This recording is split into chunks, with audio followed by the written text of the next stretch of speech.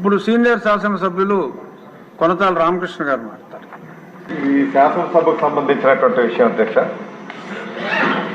గతంలో శాసన సమావేశాలు సంవత్సరంలో 90 రోజులు కనీసం జరుగుతూ ఉండేవి అధ్యక్ష. దురదృష్టవశాత్తు ఆ రోజులు తగ్గుతూ వచ్చాయి. బడ్జెట్ లాంటి సమావేశం అంటే చాలా ముఖ్యమైన సమావేశం, ఎక్కువ రోజులు జరగాలి. అందులో పైగా కొత్తగా వచ్చినటువంటి సభ్యులు 85 మంది ఉన్నారు అధ్యక్ష.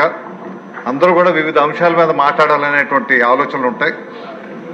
అందులో నా కోరిక ఏంటంటే ఈ సమావేశాలు ఎక్కువ రోజులు జరిగే విధంగా తప్పనిసరిగా, మీరు కూడా ప్రజాస్వామ్యం గురించి చాలా పోరాటం చేసి వచ్చినటువంటి వ్యక్తులు కాబట్టి ప్రజా సమస్యలు ఈ సభ ద్వారా ప్రభుత్వానికి తెలియపరిచి అవి పరిష్కరించాలనే ప్రతి ఒక్కరు కూడా కోరుకుంటారు. అందువల్ల ఏదో 9 రోజులు 10 రోజులు కాకుండా, రెండో విషయం ఏంటంటే ఈ సమావేశాలు మధ్యాహ్నం కూడా కంటిన్యూ చేస్తున్నారు. దానికి నా అభ్యంతరం అయితే లేదు. కానీ ఒక వారం రోజులు పొడిగిస్తే చాలామంది దూర ప్రాంతాల నుంచి వచ్చినప్పుడు అధికారులు కలవాలి, మంత్రులు కలవాలి, వారి సమస్యలు తెలియపరచాలి. దానికి టైం కూడా ఎవరికి ఉండటం లేదు అధ్యక్ష. రోజంతా ఇక్కడే ఉంటున్నాం, ఉండడానికి అభ్యంతరం లేదు. తప్పనిసరిగా బిజినెస్ చేయాలంటే ఉండడానికి అందరం సిద్ధంగా ఉన్నాం.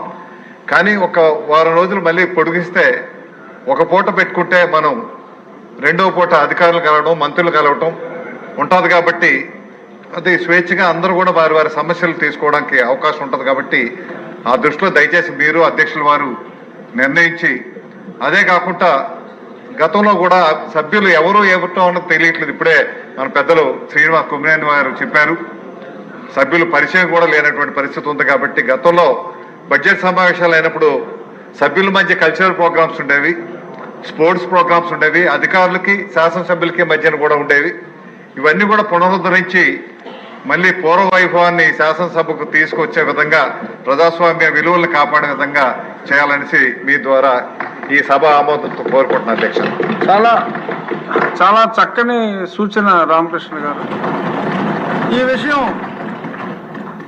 స్పీకర్ గారి దృష్టికి, గౌరవనీయులైన ముఖ్యమంత్రి గారి దృష్టికి కూడా తీసుకువెళ్ళి